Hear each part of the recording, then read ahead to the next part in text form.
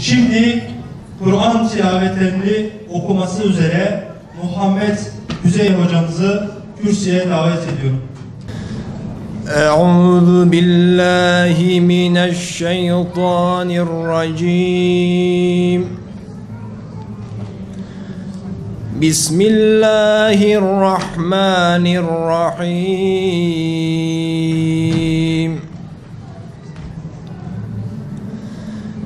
Minel mü'minine ricalun sadaku ma ahadullaha aleyh. فَمِنْهُمْ مَنْ قَضَى نَحْبَهُ وَمِنْهُمْ مَنْ يَنْتَظِرُ وَمَا بَدَّلُوا تَبْدِيلًا وَأَوْرَثَكُمْ أَرْضَهُمْ وَدِيَارَهُمْ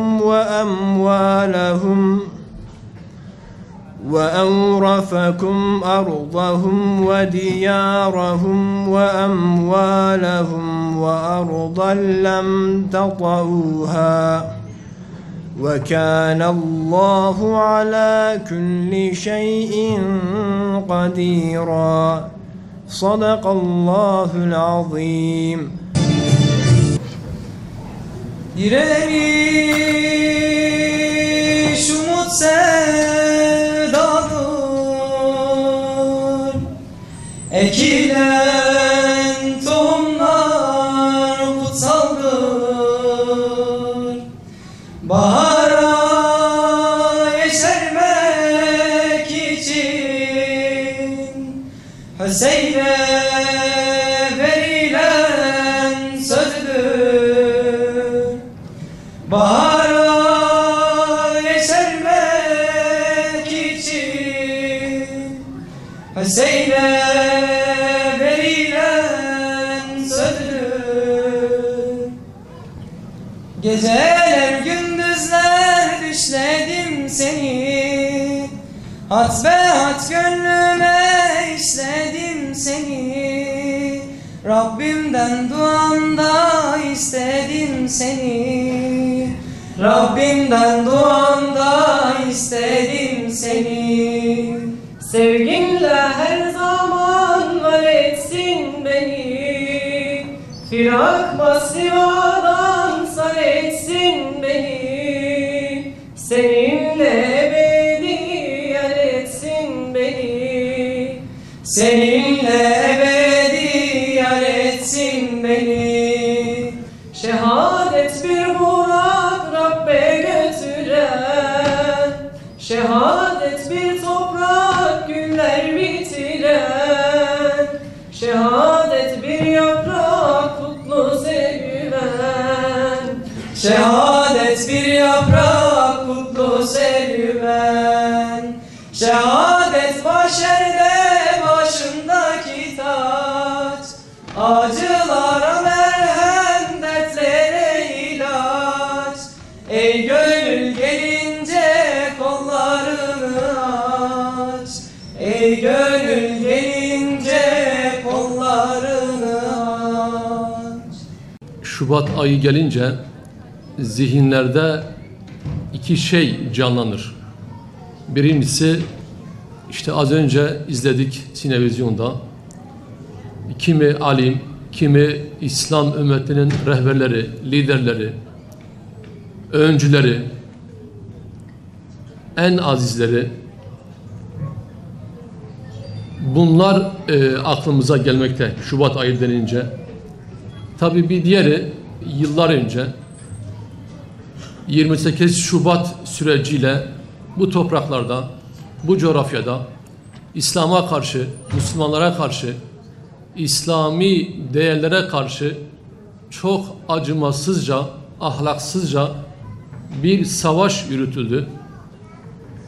Tabii bu savaşta, bu İslam'a karşı olan mücadelede nice yine yiğitler canlarını verdi, mallarını verdi.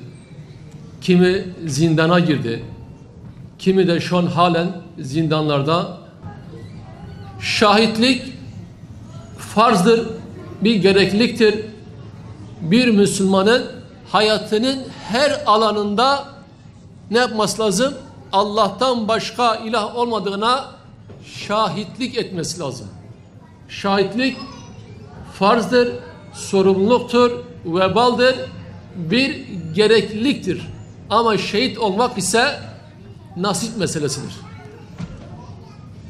Yani şahit olmak farzdır, gerekliliktir ama şehitlik ise bir nasip meselesidir, bir kısmet meselesidir. Şehitler diridirler.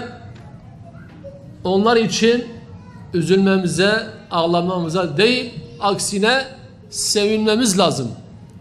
Ki tarih boyunca olsun, günümüze baktığımız zaman bir cemaatin, bir hareketin, bir halkın, bir devletin gücü, kuvveti neyle ölçülüyor? Vermiş olduğu şehitlerle ölçülür.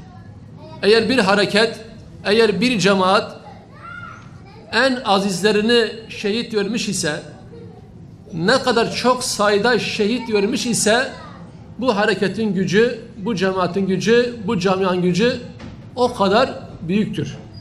Dolayısıyla İslam tarihinde olsun, günümüzde olsun, hiçbir toplum, hiçbir hareket, hiçbir cemaat şehit vererek zayıflamamıştır.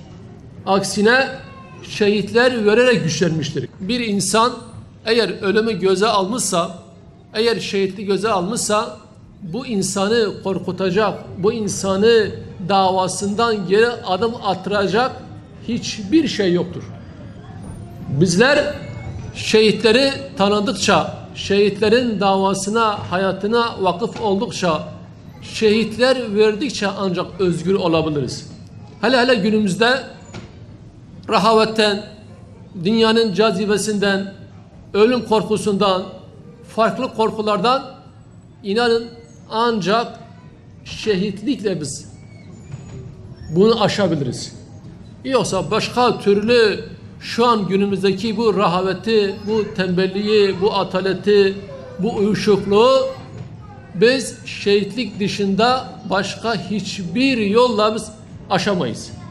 Ne zaman ki saflar birbirine karışmış ise, ne zaman ki hak ile batıl birbirine girmiş ise, şehitlerin kanı safları net bir şekilde netleştiriyor. Birbirinden ayırıyor. Küfrün o karanlık yüzünü ortaya çıkarıyor. Ki bunu 3 sene önce gördük. 6-8 Ekim olaylarında küfrün o çirkin yüzünü, küfrün o karanlık yüzünü şehit Yasin'in ve arkadaşlarının kanı çok net bir şekilde ortaya çıkardı. Yoksa belki bizler basınla, medyayla, elimizdeki birçok imkanla bunu anlatmaya kalkışsaydık bu kadar net bir şekilde bunu ifade edemezdik.